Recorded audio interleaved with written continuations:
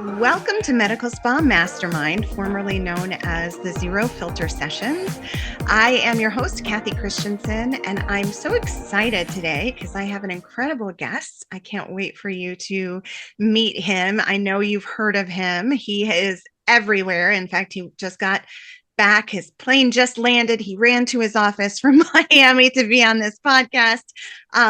But let me introduce you, Dr. Stephen Sorr. He's a distinguished naturopathic physician and the visionary behind Source of Health, leading with both medical precision and genuine compassion. He earned his BS in biological sciences from Arizona State and earned his doctorate from Southwest College of Naturopathic Medicine. He has an incredible expertise in integrative wellness and aesthetic medicine. He embraces a holistic philosophy. He sees whole person, mind, body, and spirit in creating optimal health. Dr. Sorr is a recognized voice in the medical and aesthetic communities. Most likely you've seen him speak. You've heard his intelligence on panels and on the stage. And that's actually where I met Dr. Sorr. He was a speaker for me many moons ago, and he's just incredible. So please welcome Dr. Stephen Sorr. Thank you, Kathy, so much for having me. I'm excited to be here. Yes, I'm so excited to have you. So, Dr. Sorr, it's time for us to talk about your journey. And we've never had a chance to dig into this because I feel like whenever we meet, we're like running, like Right. literally running from one side to the next. So, Hustling, puffing and I know, puffing. but tell me about how you got to where you are today. So my story is not linear, which is wonderful and amazing for all of us who are these creative artists out there. And Yes. life has lots of journeys and twists and turns. So I don't have a very exciting upbringing. I'm just a nice little Jewish boy from New Jersey. I'm a good boy. I did all the things.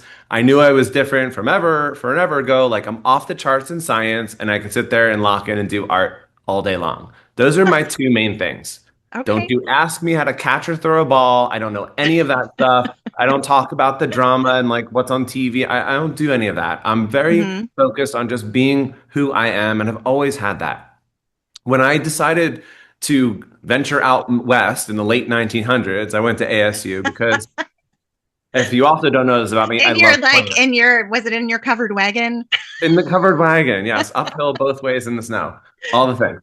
I love plants. In case you didn't know, I'm also a plant daddy, proud plant parent, and I wanted to do landscape architecture, so I went out to ASU, and that's definitely a blend of art and science. Yes. I was told not to go into medicine because healthcare is horrible. All the insurance companies. My dad is a pharmacist, and my uncle's a Okay. surgeon. They're like, stay out of the Yep. medical field. I'm like, I get it. But I have that brain, okay? Hmm. You know me now, like it's so clear, but like I always had that brain. They're like, don't do that. I'm like, okay. So architecture was a little too stiff and rigid for me, as it is. So I went to culinary school and I learned the love of food. Uh-huh. Uh, and now I'm like the opposite. I don't love food. Like I don't live to eat. I just eat to live because it's Uh-huh. efficient. So I can do what I want to do and for real life. I love to eat. I'm a good eater. Okay. Don't get me wrong. I mean, they say no, never trust a skinny chef, right? That's true. Fail so bad. I can't gain any weight. Sad little story. Uh, in that time, I hurt my back when I was 18. I Oh, was like, geez. what happened? I'm like, I was just at ASU. I stood up one day. I literally stood up. That's like a 40-year-old or 50-year-old. Like that's how I hurt myself now. I know it's not, everyone's like, but you had to have done something. I'm like, I was just a freshman in college, just Ugh, being that normal. sucks. That sucks. So I couldn't walk, incredible Oh pain. my Like it was, God. yeah, the whole, went down my leg, the whole thing. So we got an image of my spine. Apparently, there's nothing straight about me. My curly hair, my spine's curly, you know. So my journey to medicine was actually through pain and suffering, and I learned all about myself and from a I have to way. Yeah. I found yoga, and yoga really started to open up that next door for me. So I was very cerebral. Then I got into my body. And from my Uh-huh. body, I got into my spirit. And then I started teaching yoga. And that was another like boom, another layer. Uh-huh. when I finally sat down with myself and people were telling me how great I was at teaching yoga, I'm like, thank you for the compliment, but I have to do more with this. That wasn't enough. So I Mm-hmm. looked into medical schools and I was seeing a chiropractor. It's like, oh, you should be a chiropractor. Very happy I did not do that. Mm-hmm. But then I was like, well, I don't want to just work in a hospital and do surgery, and I didn't want to just, give people medicine and that's it. I wanted more. So I found something called naturopathic medicine. Now, I never knew what that was. Mm-hmm. I mean, I come from an allopathic family. Like, I don't know from any of that. But what kind of hooked me was the mind of a doctor and the heart of a healer. Love that. I think we got something. So Uh-huh. I owned it. I embodied it, and now I ride it. Like, that's who I am. And I started this field from my own, again, selfishly. When we're in school, we had a little project called Physician Heal Thyself. Mm-hmm. Baby, you got to fix your own self before you help other people, right? Mm-hmm. So I had to learn how to heal my body. So I focused on orthopedics, regenerative orthopedics, which was not even a thing in Yeah. 2010. 2010. Nobody even knew what ashwagandha was back then either. Barely Mm-hmm. turmeric, right? Right. So I went to this medical school where we learn all the drugs, we learn minor surgery, regular diagnostics. We also learn Chinese medicine and botanical medicine, mind body, physical medicine, all environmental medicine. Oh my goodness. You can't go anywhere now like, "Oh my God, is that microplastic in the water?" I'm like, "Yeah, that's all part of my curriculum." Uh-huh. You know about like IV therapy and that's all Mm-hmm. in my curriculum. Mm-hmm. So, that's on my boards, right? I Yeah. guess I could say like Withania somnifera. It sounds like Harry Potter, right? Right. That's Exactly. ashwagandha in Latin. Well, I do listen to you. It's actually a word. The thing that I love about what you're saying is it's like the ideal world for all your physicians, right? Like I wish that my doctors don't even make eye contact with me, You know, much less actually talk to me about what's happening or give me alternatives or give me ways that I can address any sort of right, issue that I'm having. right, So that's got to give you a leg up with right. what you're doing and with working with patients. And that's why I didn't want to go down the regular medical route because of the system. And Mm, it's not the doctor, it's how they have to behave in that system. And that causes moral injury and burnout. And I didn't want uh-huh. anything, I'm not going to start my practice in this like hole that I could never get out of. So I created my own reality. And I was able to do that with doing the joint work. And it didn't take very long to move PRP in the joint to the face, in the hair. Uh-huh. So it didn't take long. So within the first couple of years, I was already doing some training in aesthetics in the regenerative side, doing all the vampire everything. Back then, when Kim K had like red all over her face, we don't Yes. do Oh, I that now. remember. I Yes. know. So like I'm old enough to know how things were done. So this isn't new for me. So I brought myself into that world, and then I was able to give my world to you all in the aesthetic space, looking at longevity and hormones and gut health and skin health, bringing that into it. So that's where the integration happens. And now in 2026, a dozen years later in practice, I feel so validated that everything that I went through in medical school, I was like, wait, I want what you have. Uh-huh. Back Exactly. then, Well, and yeah. not only that, I mean, from the standpoint of creating a business, a persona within your niche, like that's something that aesthetics is uniquely able to do for certain people. There are so many, like I've always said, there's a million ways to skin the cat that is medical aesthetics. Like you can do it however you want to do it and you can succeed. But I think you're like the poster boy for that. You were able to kind of bring a very unique aspect. It's good that it's getting more common that type of thinking and functional medicine wellness is becoming a more common kind of, but Mhm. when you started that wasn't the case. So how did Yeah. you carve that niche and succeed? I don't look at competition. I've got colleagues around me, upstairs, downstairs, left and right. I don't focus on any of that. I Mm-hmm. focus on the evidence. I'm very patient-centered. So when I'm with a patient, you get all of me, Mm-hmm. which can be a little bit much because I'll info dump on you. Careful. Ask the engineer type. They're going to ask me mechanism action. Like, let me get out my whiteboard. How Like I'll teach you if you want much me to time do teach. you have? I know, right? So I try to distill that information down, which is extremely complicated, and I try to make it very simple. Uh-huh. So a great teacher is a great student. I love learning, and I always love to give back. I don't covet that information. My Mm-hmm. precision, my accuracy, when I'm doing my aesthetics, I use tools. I mean, we use tools in diagnostics with everything. I'm one of less than 5% of injectors in the world that use an ultrasound.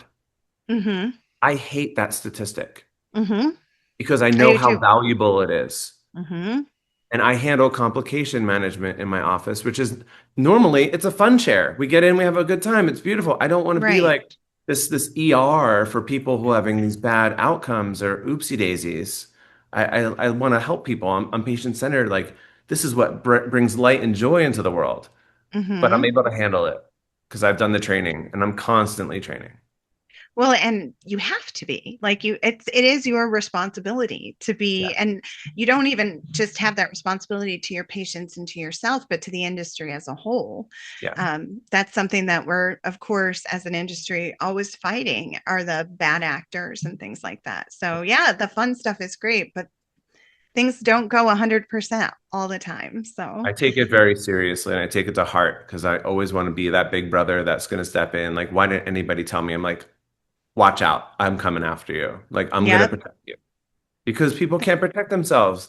The laymen don't know from what is the nuances. And when you poke somebody with a needle, that's not benign. Hmm. And you hope and pray that it's not in some place treacherous, but you can't guarantee that. This episode is sponsored by Growth 99, the med spa industry's leading digital marketing platform. Growth 99 has helped over 1,000 aesthetic and elective wellness practices grow through powerful digital marketing.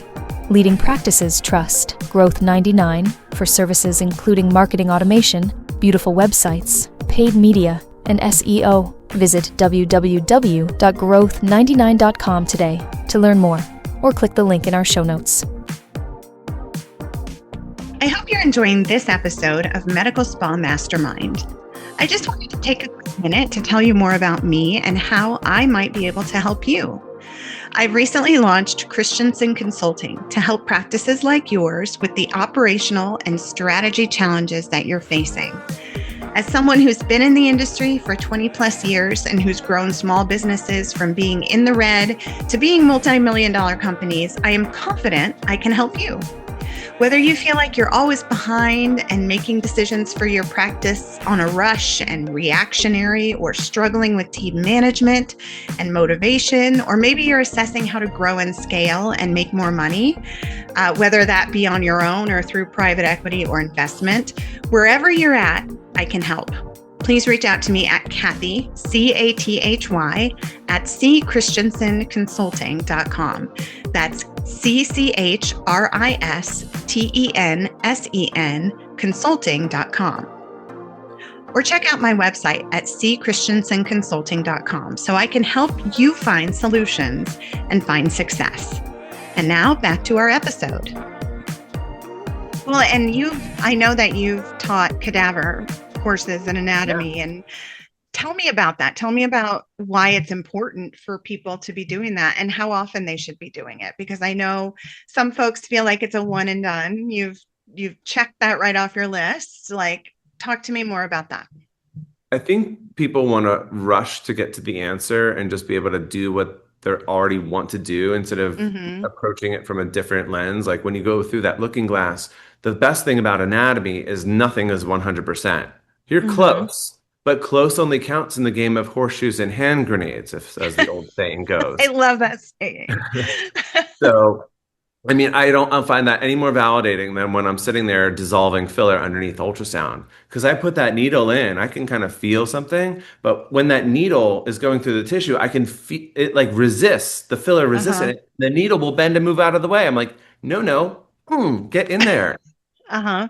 That filler is tough to get rid of. It even resists the needle. And if you don't get it into that ball, it doesn't dissolve. It Right. doesn't break apart. So people are a little overconfident, and that is very, very revealing when they get into that cadaver and we're going through those different layers and we test it by using a colored ultrasound gel as our dye, you Hmm. think you're in the right spot? They're like, yeah. I'm like, all right, we cut it open. Oops. You very close, just not right where you intended it for it to go.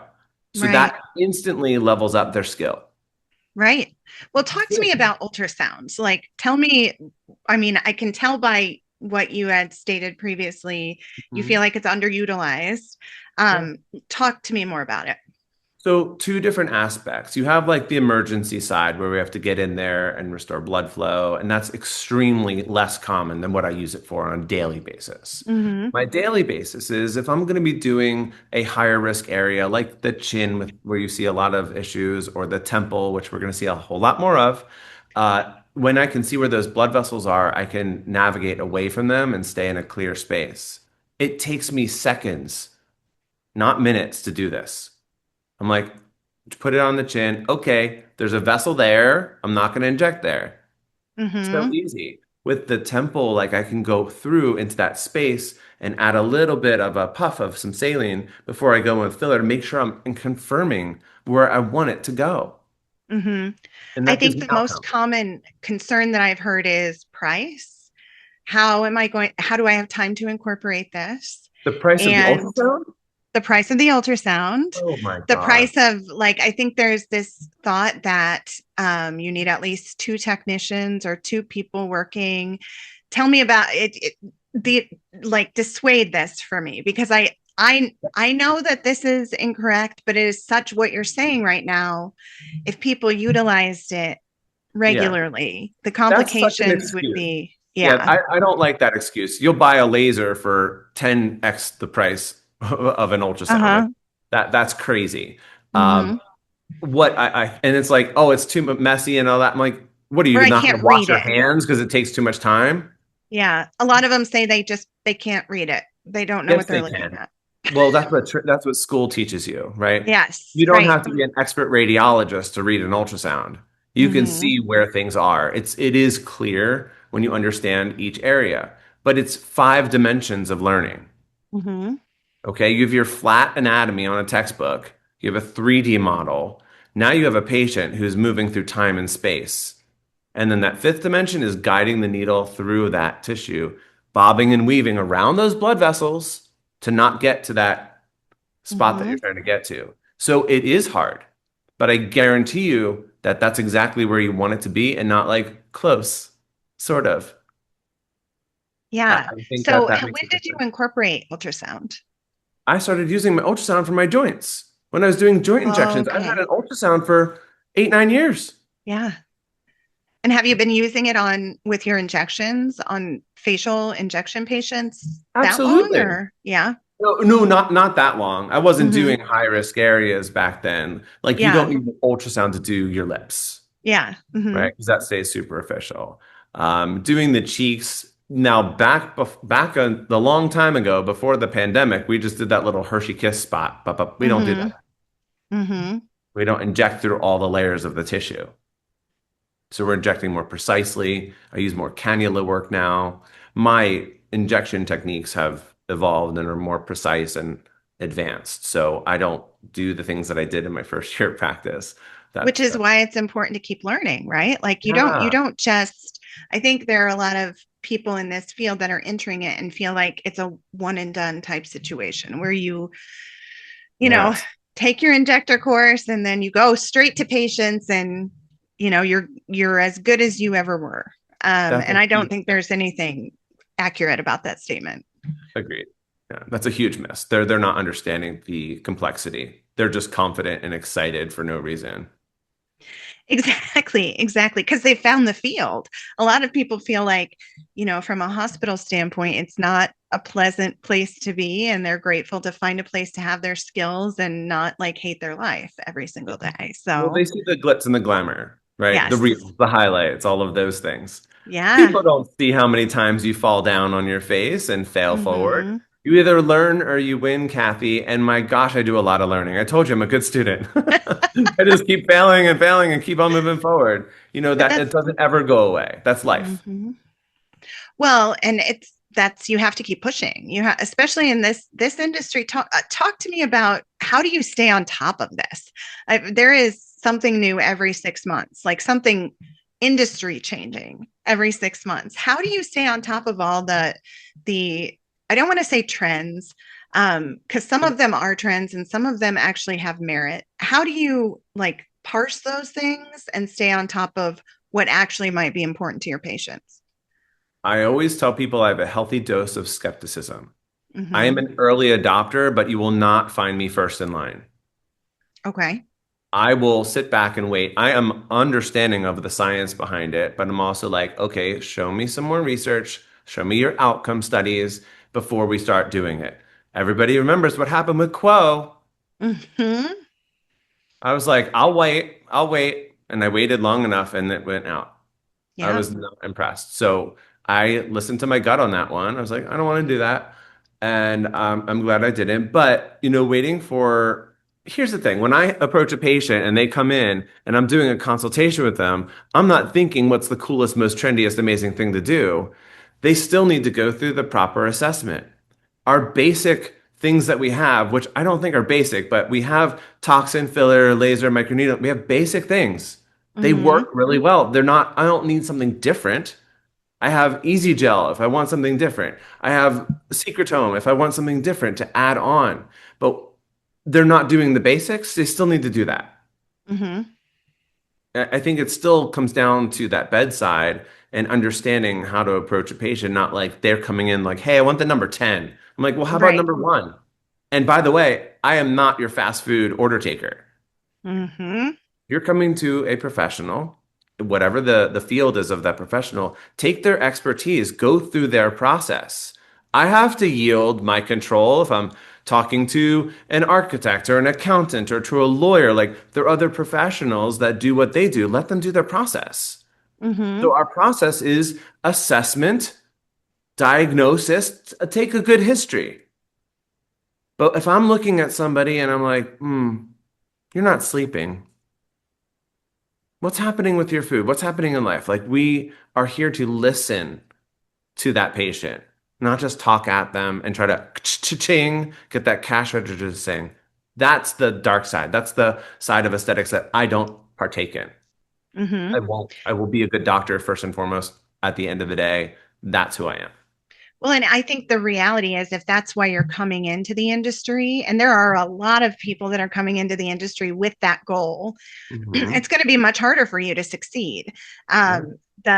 The time and time again, I see the leaders in the industry doing exactly what you're talking about, which is patient first focus, the money comes next. And it sounds trite, but it's actually very true. Like, talk to me a little bit about how that differentiates you. I think it's really important as we go into this kind of brave new world for our industry anyway of all the chains and Mhm. franchises and private equity and all of that. How do Right. you continue to differentiate and make sure that patients are seeing the importance of that customized care? Patient-centered care and being a good person. You can smell a rat. You Hmm. know when you're being sold. It's very uncomfortable. I've said this. This was a common theme again. I was talking to one of my besties, Amy Burks. You know Amy Lynn Yeah, very well. yeah, Yeah. So I was saying this when we were just speaking because of some things that are happening. Never trade your authenticity for approval. yeah. These are simple, easy quotes that mean so much. They're profound.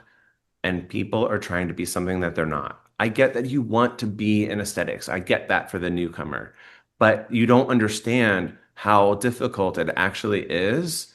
What makes what we do on stage when we're sitting there and we're just popping through a cannula, going down to that's not normal.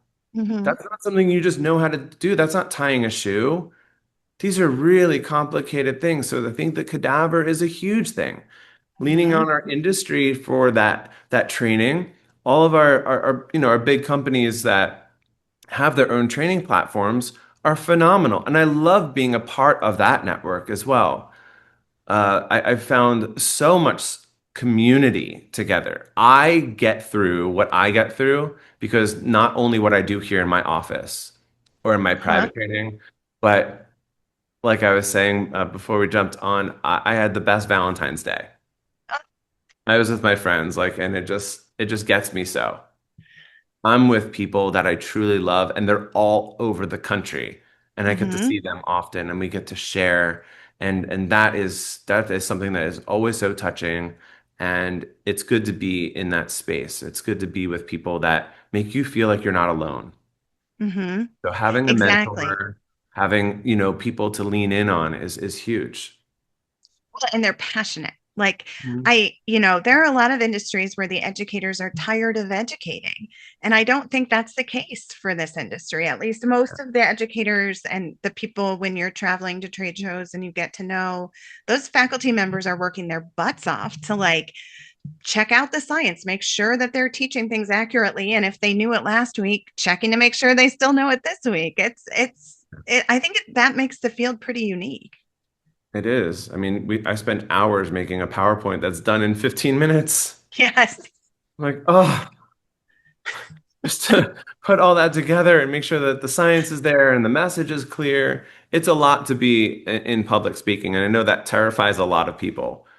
I love it. I've just found I was a quiet kid growing up, so this Uh-huh. is not like an innate skill in me. So I just learned how to do it, and now this is second nature, and I don't stop talking because I just want to share more and more if the person's able to listen, hear it. So is that a skill you would recommend like all injectors to have to a certain degree to have that presentation skill or education skill? I think there's a lot to psychology and learning how to speak to others and then also letting them speak. Hmm. I don't really want to talk at people. I'm with you. I'm not across the way from you. I'm not barking orders. I want to be your bestie. I want to be your mentor, be your coach. Some people need to have a dictator tell them exactly what to do. And if you don't, there's like that authoritarianism. Like, I don't want to be that guy. I want you to be with me, not trying to like resist me or keep just call me when you need something, like a Right. drug seeker, if you will, as awful as that. I need my Botox. Like, you don't need your tox right now. Like, Yeah. that's not what's bothering you. Yeah. What happened? What did he say? What happened? Come on.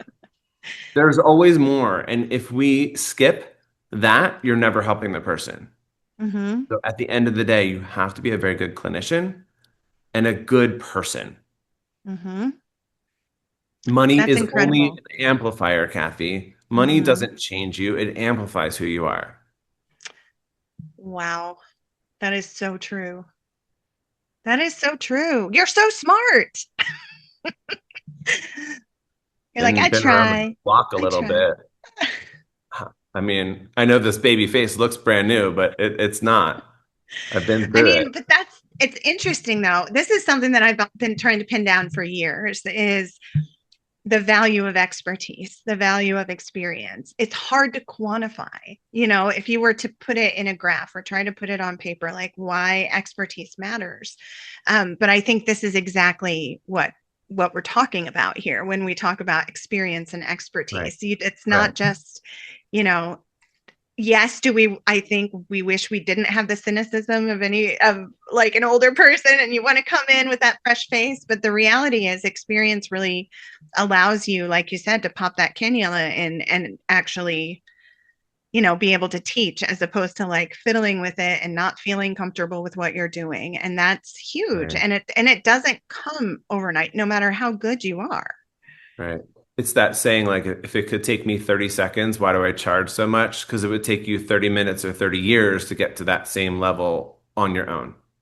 So That's that's the right. professionalism, that's the expertise, and then all of the background that goes towards it.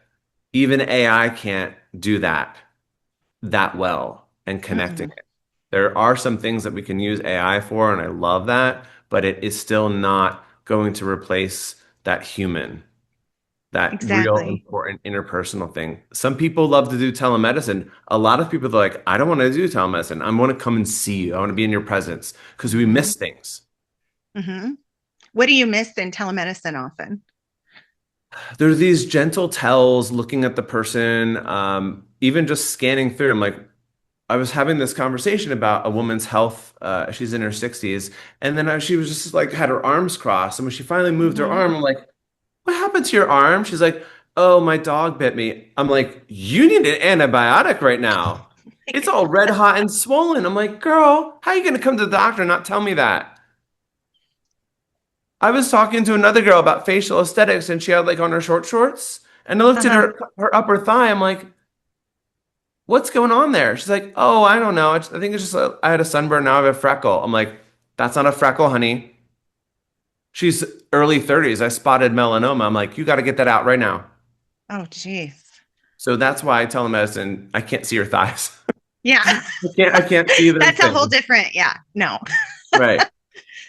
So I'm curious, you had the, I don't know, you could say benefit of starting with a focus on functional medicine and health and Yeah. kind of the more rounded wellness lens.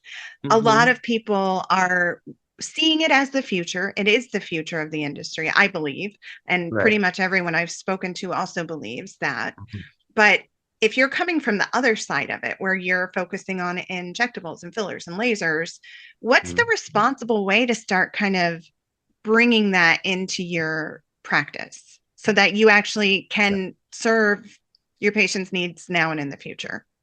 Sure. What is happening is people are combating their curriculum and their training that got them their piece of paper and Mm, what their license and what their scope is, and they're seeing that they want something that's missing, but that's not in mhm, their curriculum. Most doctors and nurses don't get the level of clinical nutrition. They don't understand that background because it's not in the curriculum. And that's mhm, a shame. It should be, and I think some medical schools are putting nutrition in like uh-huh, but until it's like really hounded and put on their boards, and you don't need to be board certified in clinical nutrition, but you need to have the wherewithal to be able mhm, to have that conversation. You need to have some sort of training, and that's where the foundations really come in. If you're only working in an ICU trauma center, when you take a look at blood work, you're looking at critical values, not like, how are your hormones doing today? Where are you in your life? What's happening conditionally? When you're in the hospital, like, are you going to survive? Not thriving. mhm, So the lens has to be shifted. You have to look at things differently, and then everything you look at is different. It changes.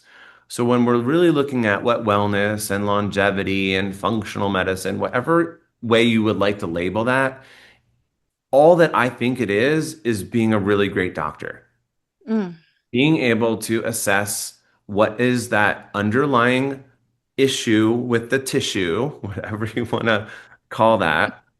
I have a lot of jingles, you know that.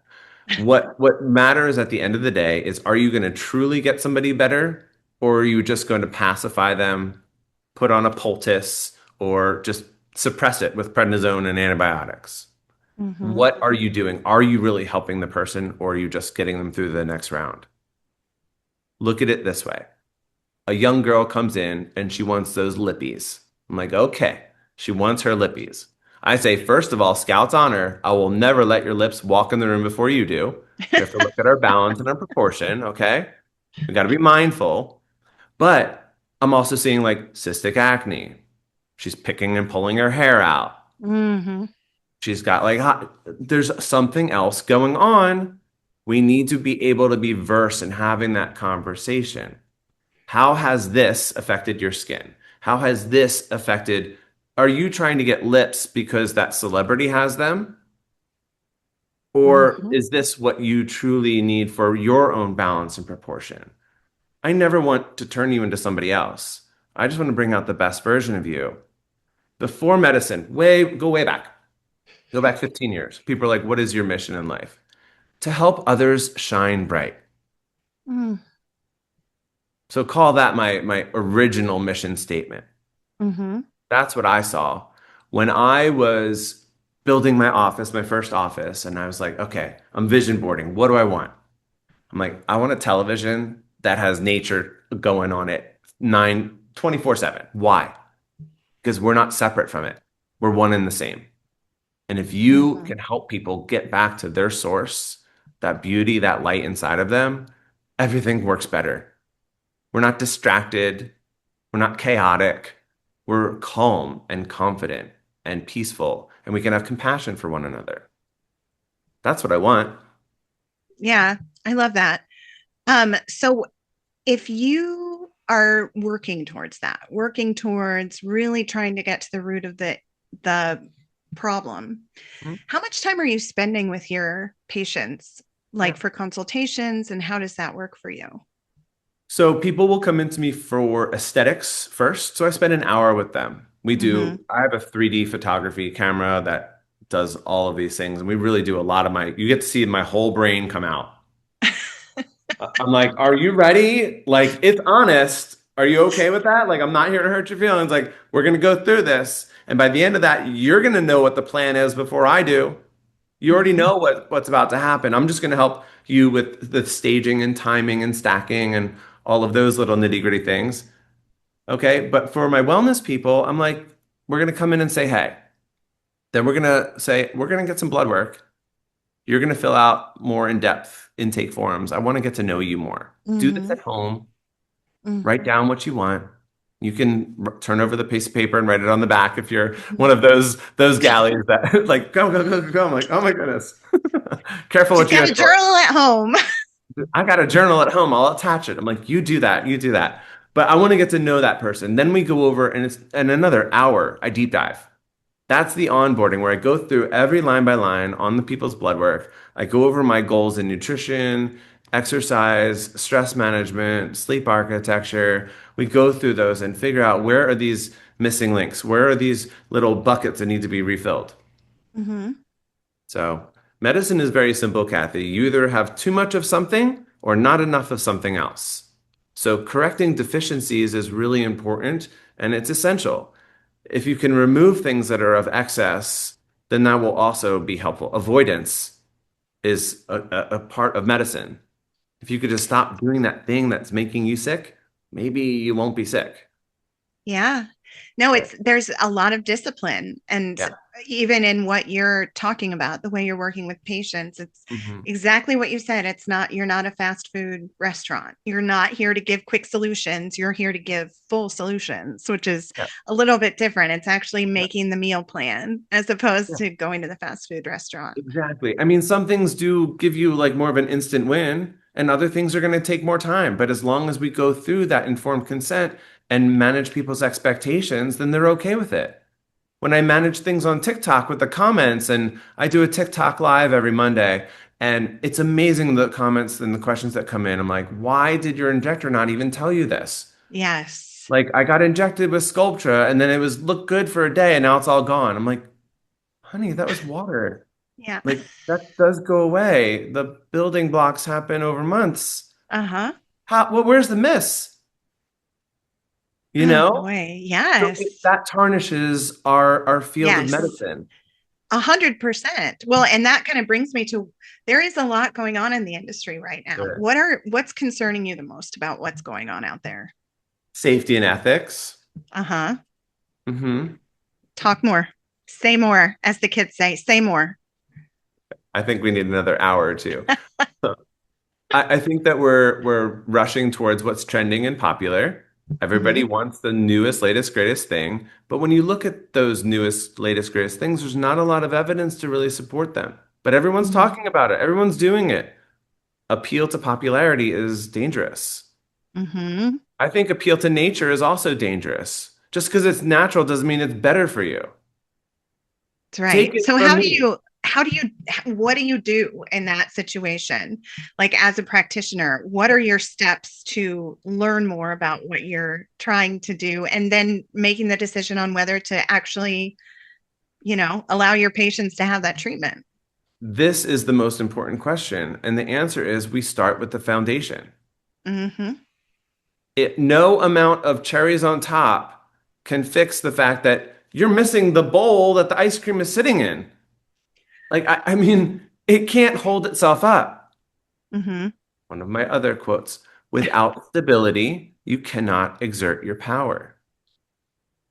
Focus on the basics, do things Hmm. that are simple and easy to win. If you do everything all at once, it's a fail. Patients can't handle it. They don't know what's working. I Hmm. like to stack treatments, but not handfuls and handfuls. 2 or 3 things. Even with supplements, not that many. You don't need to open, it's not a spice cabinet. Now I need to also do that with my skincare. I know my bathroom's getting a lot. I'm like, time to edit away. I'm like, I'm not using all of them, but they're there. It's I so know. hard to do. It's so hard. The way you do things is the way you do everything, right? Like it's just that ritual. It's your behavior. But Yeah. if it's hard, it doesn't mean it's not. You know it. You know it. I think you know a little bit more about me now, Kathy, don't you? I'm grateful, and I'm ready to fly to Arizona and come sit with you, and you can tell me what's wrong with me. Come hang out. Yeah. It's so much So fun. tell me a little bit about what do you feel? Have you had to make any sacrifices for your career? What do you feel was your biggest sacrifice that you had to make? I mean, the social side and being able to fire people that no longer fit with you. Like I've grown and expanded so much. My growth and evolution is uncomfortable for a lot of people. Uh-huh. So it is a little bit lonely. And I don't want to say it's lonely at the top because girl, I feel like I'm at the foot of the mountain. Like there's so much more to do. I'm still hiking. I'm huffing and puffing and hustling, right? But I think But that though, that I mean, that's a trite phrase, like it's lonely at the top, but I think there's a lot of people in the industry that feel that way. Like yeah, you start your business with people who you could consider your friends, and in order to scale and grow, things change a little bit. yeah, yeah. So, how do you deal with that? I move forward and Mhm. I am pretty good at compartmentalizing. Mhm. I don't know if that's a skill that I picked up or something that it's a trauma response as to what I do, but I just keep moving forward because I think at the end of the day, it's not that big of a deal. And I really like to just be honest and show up and do my best. I'm a hard worker. That's my main personality type is I'm a good worker. I've always been a high achiever kind of person. I don't need to be the A plus valedictorian, but I need to show up every day. I'm always early. I'm always trying to be my best and I have a good attitude of gratitude. That's really all that it comes down to. Sounds to me also that your priorities are clear. Like you know what you are doing. You know what you're here doing every single day and why you're doing it. And Yeah. I think that's key too. Yeah. I think that I have a lot of new injectors or just people that are brand new or want to get into it. And I tell them this. I have students that come in and chat at me too. I'm like, every master begins as a disaster. So be okay with being new.